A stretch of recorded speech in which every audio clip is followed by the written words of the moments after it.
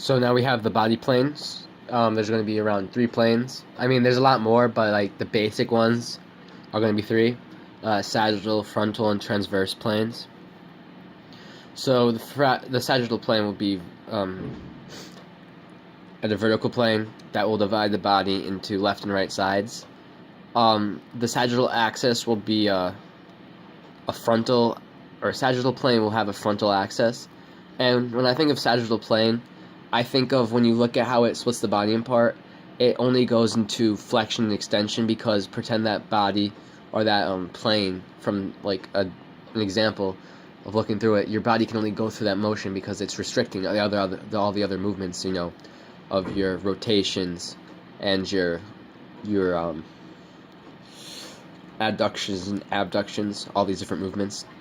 Then the frontal plane, which is at a sagittal axis, it's also a vertical plane, but it divides your body into posterior and anterior. So if you look at it, you can only go into abduction and adduction, looking at the hips and your arms, or looking at the shoulder.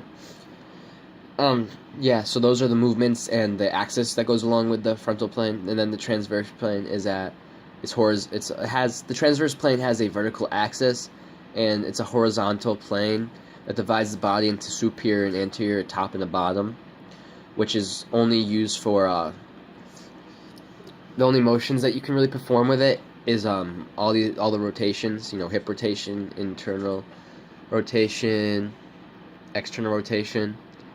So those are, because if you look at how the axis is placed on it, you can only move through that. Yeah. So those are the 3 main body planes that you're going to have to look at, and it's very important for looking at x-rays and being able to identify different exercises and such. So body planes are definitely very important, and see you guys in the next video.